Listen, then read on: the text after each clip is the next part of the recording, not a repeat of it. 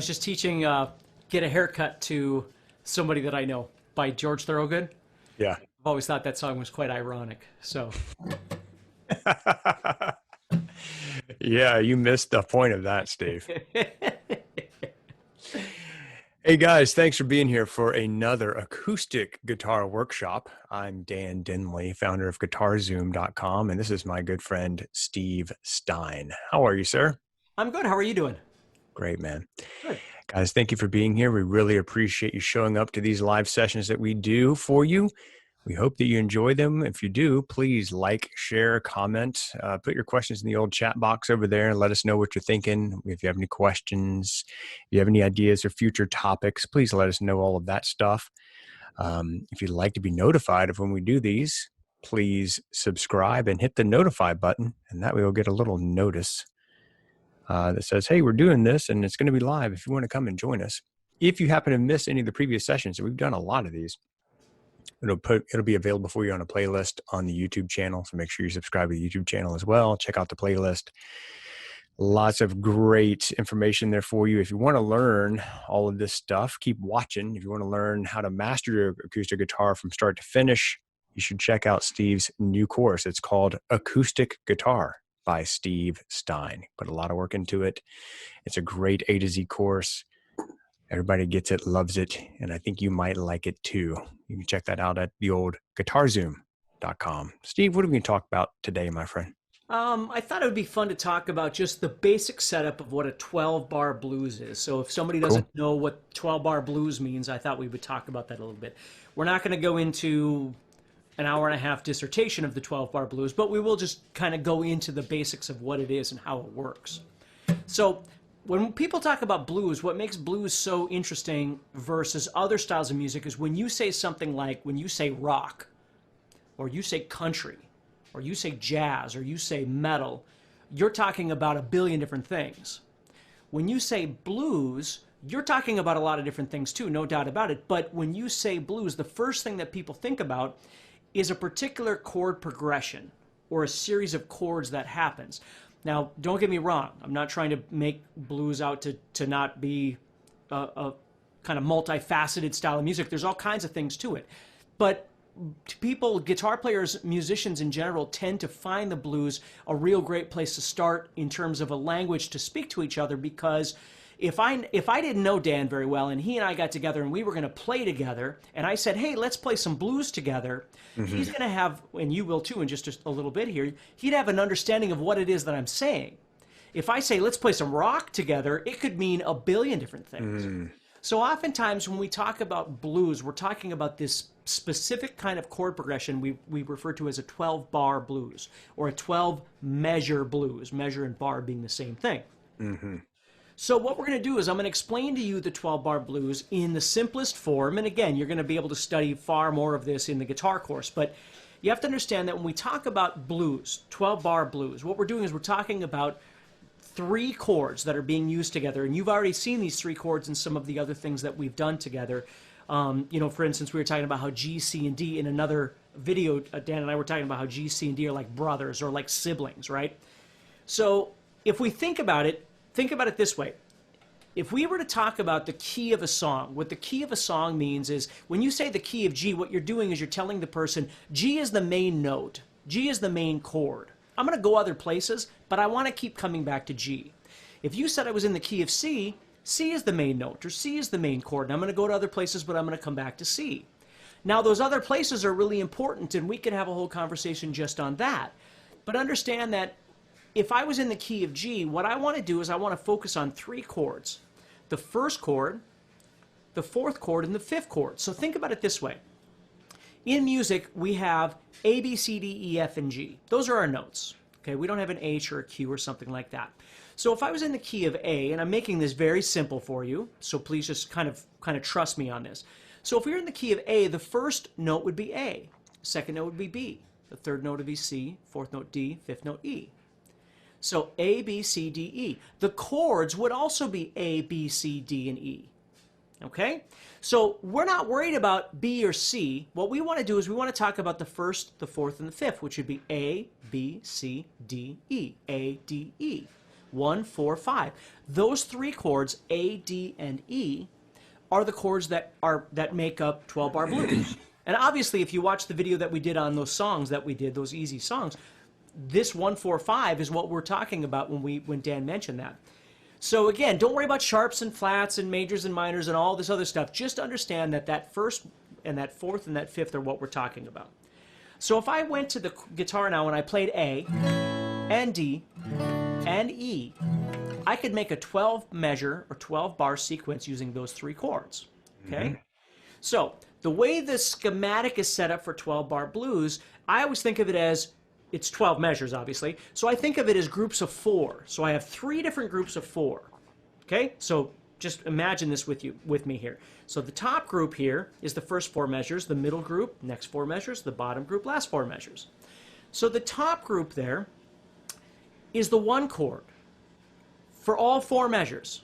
Okay? So what I'm going to do is for 4 measures, I'm going to play my 1 chord. In this case, I'm in the key of A, so my first chord is A. So I'm going to go 1, 2, 3, 4, 2, 2, 3, 4, 3, 2, 3, 4, 4, 2, 3, 4. And I'm giving it a little bit of a blues rhythm, and we can change that up later. But so that's my first 4 measures. It's just very simply in your head, just think those first 4 measures are just the 1 chord. In this case, it's A. Cool. The next 4 measures, the middle section here, is split into 2. We're going to go to the 4 chord for 2 measures and then back to the 1 chord for 2 measures. Now remember, the 4 chord, A, B, C, D, is D. So we're going to go to D for 2 measures, and then we're going to go back to A for 2 measures. So now I've got 1, 2, 3, 4, 2, 2, 3, 4, 1, 2, 3, 4, 1, 2, 3, 4. Now, the last 4 measures is kind of where the action starts happening. In the last 4 measures, we're going to call this the turnaround. This is what tells everybody, hey, we're going to come into the end of this thing, this 12 measures, and we want to start all over again and do this again and again and again and again. That's what blues does. So the last 4 measures are going to go 5, 4, 1, 5. So we have to plug in what is 5, what is 4, what is 1, right? So 5, A, B, C, D, E. So we're going to play the E chord for a measure, and then the 4 chord is D for a measure, and then the 1 chord is A again, and then we're going to turn it around with the 5 chord, which is E. So we're playing E, D, A, E. And we're going to get to the 1, 4, 5 thing in just a minute here. I'm going to explain that a little bit further so you understand why I'm even saying it that way. Okay? So now my turnaround goes E, D, A. Then back to my E. And then I start all over again. So let me play the entire 12-bar sequence. And if you've got your guitar handy, play along with me. So we're going to start on A. Remember, 4 measures of A, or 1 chord. And then 2 and 2. 2 measures of the 4 chord, which is D. 2 measures of the 1 chord, which is A. So 2D, 2A. And then we got our turnaround. That's our bottom line here. So E, D, A, E. You might even write that on a piece of paper. Okay? So here we go. 1, 2, ready. 4 measures now. A, 2, 3, 4. Now we got to go to the middle, so we're going to the D chord for 2 measures. Then we're going to go back to the A for 2 measures. Now we're going to that bottom section, so here's where our 5 chord, the E, comes in. D, A, then E again. Then we start all over. And that is the basic makeup of a 12-bar blues. Love it. So guys, if you're just joining in with us right now, we're talking about the 12-bar blues. Steve's laying it out for you in a super simple way. We're not talking about dominant 7th chords. We're not talking about funky like rhythms and shuffle stuff. We're just talking about these are the most fundamental chords that you would use in a 12-bar blues. So that's where we are at this point in the discussion. So if you're just now joining us, welcome. And And let's continue on here. We're talking about the old 12-bar blues. Okay, so now let's explain why I'm even saying 1, 4, and 5 in the first place. Why not just say A, D, and E? And this is why. Maybe I don't want to be in the key of A. Maybe if I get together with Dan and we're going to play blues, Dan says, hey, let's play blues in the key of G. Well, okay, so what does that mean to me? So again, I don't need to know a lot about theory right now. I just need to know that if somebody said the key of G, that tells me G is the main note or the main chord. I'm going to go to other places, but I'm going to come back to G. But when we're talking about the blues, we need to know the 1, the 4, and the 5, right? So we have G, A, B, C, and D. G, C, and D. And again, not that this all has to make a lot of sense to you right now. It will eventually, right? But understand that G, C, and D, if you watch the video that we did with those easy songs, you see G, C, and D together all the time. Well, this is why. Because the 1, 4, 5 is very common for us to use, okay? So I went G was my 1 chord, A was my 2, I don't care, B was my 3, I don't care, C is my 4, D is my 5. So now I take that same template that I just told you about, the 3 groups of 4, and I simply plug in a G whenever I need to play 1, a C whenever I need to play 4, and a D whenever I need to play 5. And that's why it's important to understand the construct of the 12-bar blues, the 1, 4, 5, because then you can decide you want to play the blues in the key of D, or the key of A, or the key of E, or the key of G, or the key of C, or whatever it might be, right? So now if we were going to play the 12-bar blues in the key of G, I'd have 4 measures of 1. Remember, I'm thinking of that top line there. And then the next line I'd have 4, 4, 1, 1. We talked about that. So I'd have to think, well, what is my 4 chord? G, A, B, C. Okay, so I'm going to play C for 2 measures, and then G for 2 measures. That's my middle section. And then remember the bottom we call the turnaround. And that's where we get to the 5 chord, right? Well, the 5 chord, G, A, B, C, D, is a D. So we have D, C, G, D. Now, needless to say, if any of that doesn't make sense, of course, we go through that in the guitar course. We go through that very thorough. But it's important to understand that as musicians, we don't always just say G, C, and D, or A, D, and E. That's fine. But there are times when we use a language that we call theory. And theory is extracting the colors, right? Not thinking of it as the key of G, or the key of A, or the key of D, because I don't know what key you want to play in. I have no idea.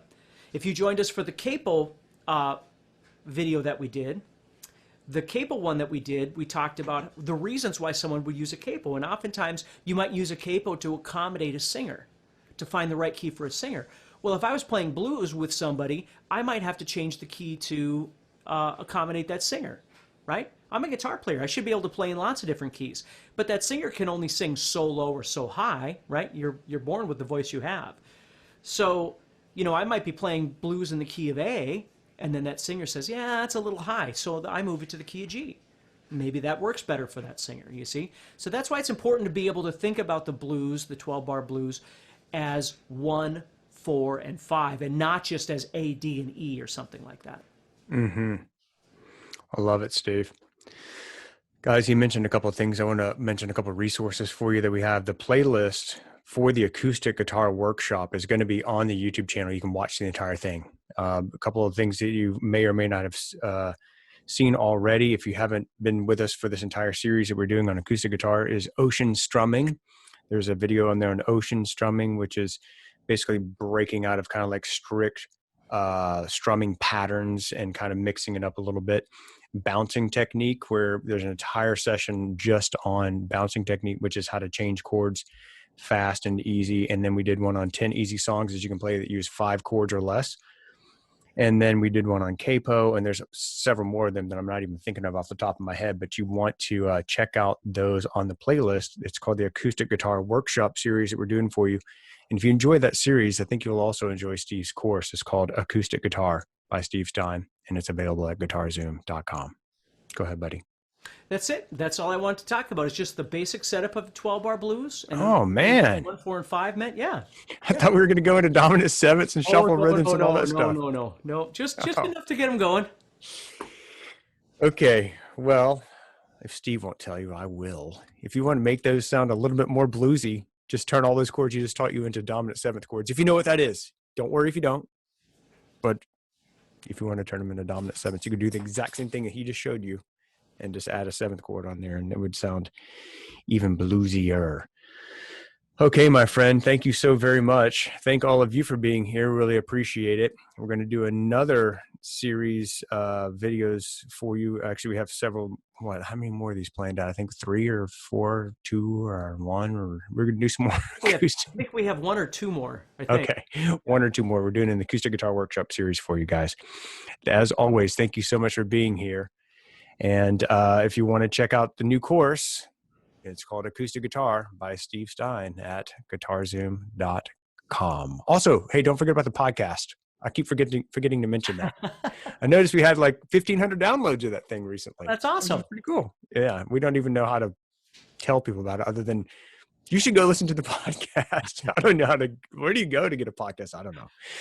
But if you Google like Steve Stine, it's called the Steve Stine Guitar Podcast. You guys might want to check that out. And also playsongs.com. If you enjoy learning songs, we have an entire membership there for you that you can go and check out. It's called playsongs.com, and Steve teaches hundreds of songs in that thing. So if you're into that, might be something you want to check out. And of course, the course, Acoustic Guitar by Steve Stine. Thanks, guys. Really appreciate you. Thank you, Steve. Hey, thanks, everybody. Thank you, Dan. I'll talk to you soon, okay? All right. See you in the next one, my man.